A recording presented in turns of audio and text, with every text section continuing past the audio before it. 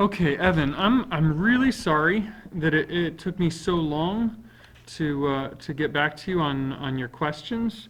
Um, I know it's been a couple of days, and I don't usually like to wait quite that long. But your questions they're really good questions. They're just really hard to answer, and I wanted to do my absolute best to try to get them right. And even this explanation may not seem to make much sense to you. It just takes some time of writing code and thinking about it. But I'm going to try anyway. So I've got your questions here. So the first one, what is the difference between using this and something like a.setVisible when the object was defined by object A, new object? Okay, so what you're looking at is, I'm going to use this our fireworks thing as an example, because what we always do with these J-frame stuff is we've always got a main method, and inside of main we always create an instance of the class. And then we use that instance to set visible. Okay. I want to draw attention to the word static here. Static main. All right. So what does the word static means? It means it belongs to the class, not an instance of the class. Well, what does that mean? Okay. Remember that methods live, okay, whenever you call a method, it has memory associated with it. It lives on the stack. Okay? And objects, they live on the heap. Okay? So when your program first starts out, you don't have any objects. All you've got is a little memory set aside on the stack for main, because main is a method.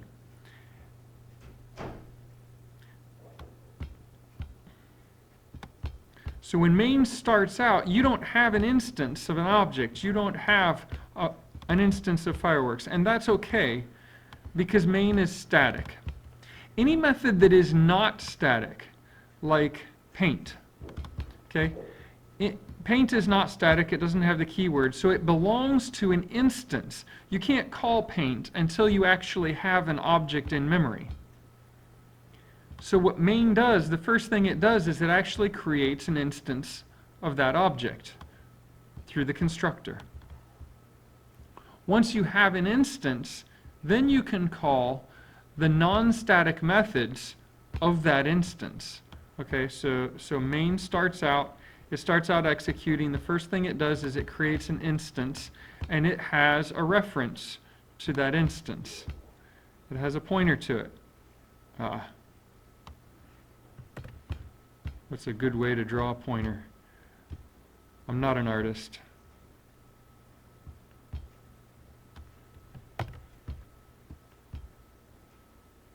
So there's a connection here between the main method, which is living on the stack, and the object that is created on the heap.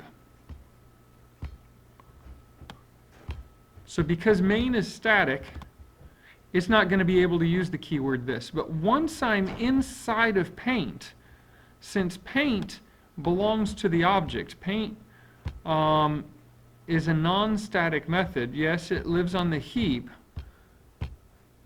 So once, say,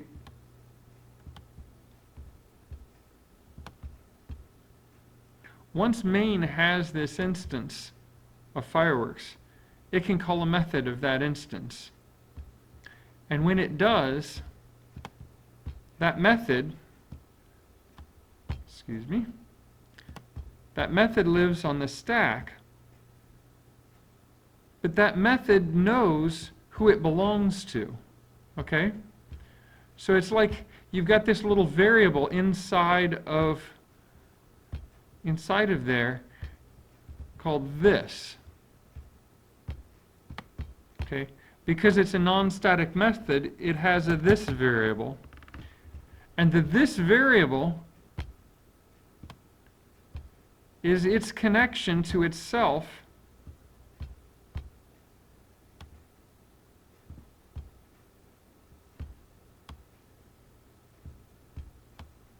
on the heap. So I hope that's not too confusing. Because main is static, it's called without an instance. The instance or the object doesn't exist yet, so it has to create an instance of the object. Once you've got an instance, you can call the non-static methods from that object. If you've called a non-static method, that method can call other non-static methods by using the keyword this. Okay? Anything that's static belongs to the class. Okay? And so these variables can be accessed without an instance of the class. Now, I hope that makes some sense. If you try to use this inside of main, it'll say something about a static context.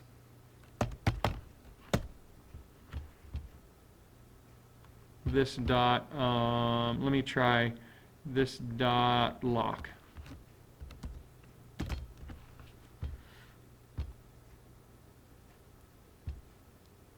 Cannot use this, the keyword this, in a static context. Main is static, so I can't use it.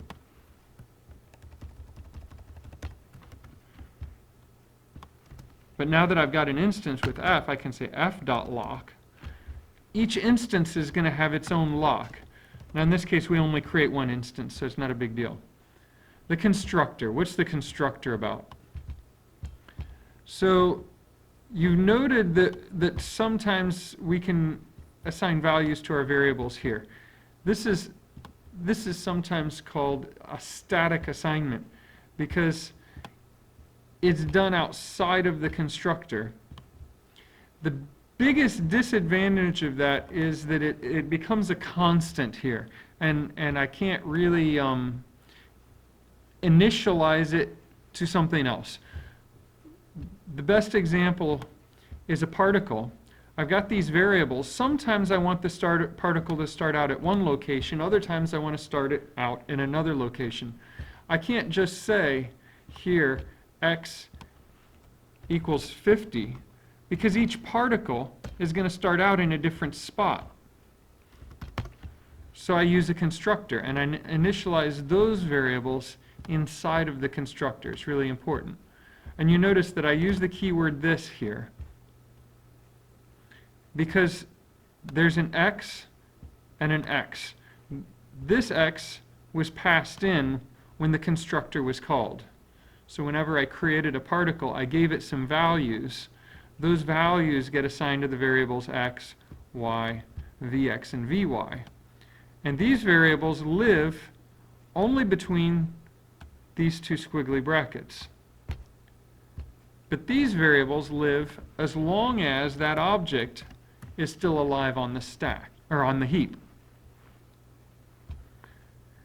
So what I want to do is copy the value that was given to these little temporary variables up to this variable that lives a little bit longer. I'm initializing the values of the object. What's your next question? So I hope that answers the difference between using this and something like a.setVisible. Benefit of defining the methods inside of a constructor over not using a constructor. Well, if you don't use a constructor, then all of the instances of that object are going to have the same values initially for their variables. And sometimes I just want to start them out each with their own different things. I want to dynamically assign their instance variables. When defining a Boolean method,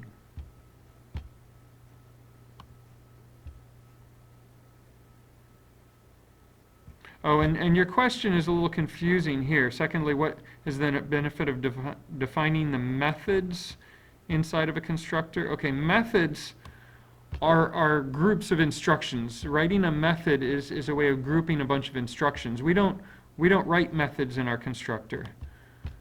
we initialize variables. Okay, there's a difference between assigning some data to some data storage and creating a method. When you create a method, you're grouping a bunch of instructions together to be called later. When defining a Boolean method, are the brackets eventually used to define certain parameters like in methods?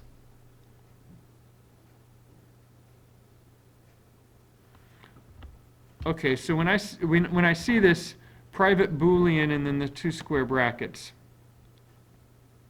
and you're still calling it a method, that's a variable, okay?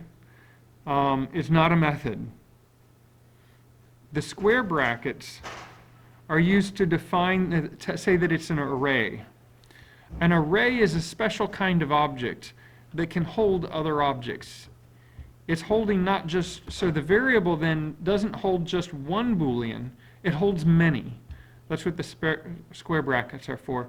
And we use 2 sets of square brackets in our maze problem because we wanted rows and columns. Not only does this thing hold many Booleans, but it holds many arrays of Booleans. The picture that for a 2-dimensional array in Java that you should think of. So say I have my variable. We'll call it maze. Okay? That variable, maze, is going to be a 2-dimensional array.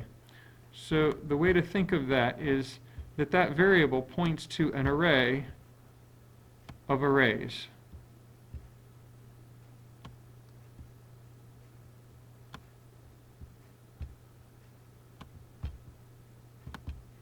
So that variable points to an object in memory, and that object is a group of references to other objects. Each one of those references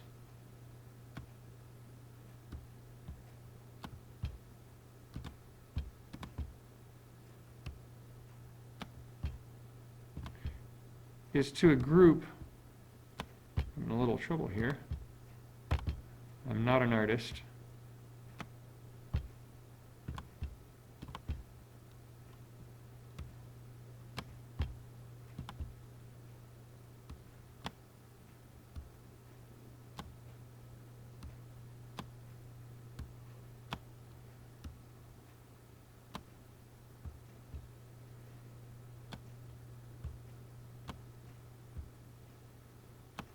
Okay, so the maze is a 2-dimensional array. It's really a reference to an array, and each item in that array is a reference to another array, and this array holds Booleans. Each Boolean is either true or false. You might have some values that are true, and some values that are false.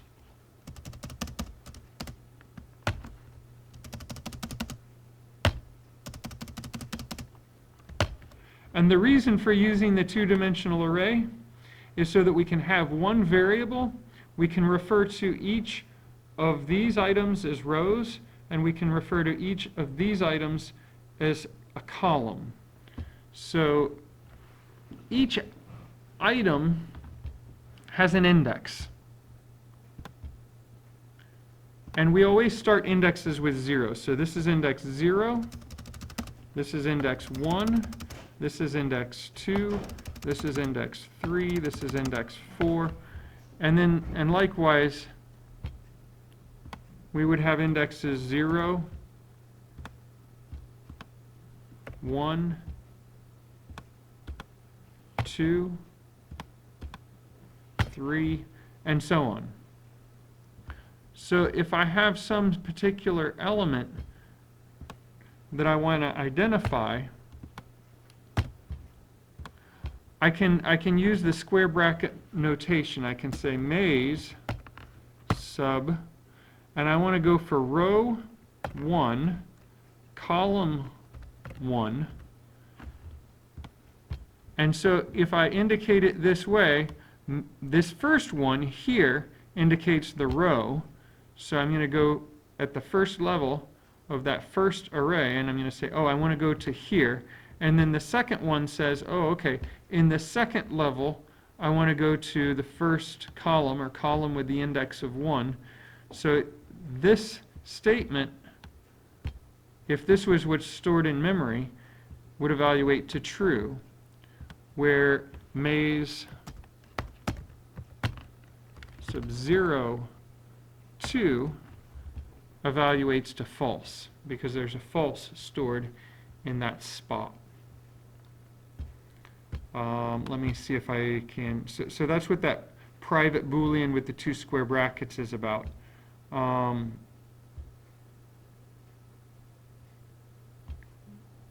So no, the square brackets are not used to define parameters. Parameters are passed in, are things that are passed into methods.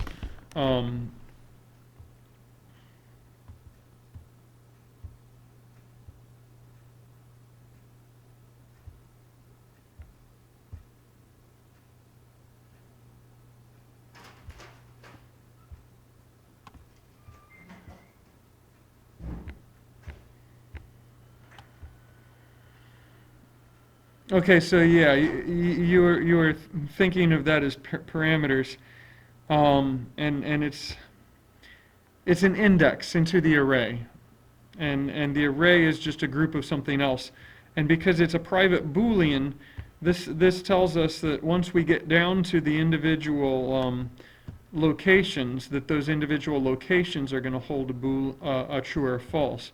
So we can assign values to them. We can say maze sub 3, 5 equals true. So maze sub 3, 5 is actually a location in memory. Maze refers to an array. 3 says it's this row 3, and 5 says, oh, I'm in column 5. So I'm going to have, that'd be 0, 1, 2, 3, 4, 0, 1, 2, 3, 4, 5. So this statement would assign a true value to that spot right there. Whoops, I didn't mean to type 5. I meant to type T for true, because the assignment was to true. I can also say if maze 3, 5, because this is a maze sub 3 sub 5 is a location in memory. Maze refers to the array, which would live in the heap. 3 is the third row. 5 is the fifth column. And if I have a true stored there, because it's a array of Booleans, two-dimensional array of Booleans, then I can check the value that's stored in that location. And I can store other values in that location, just like a variable.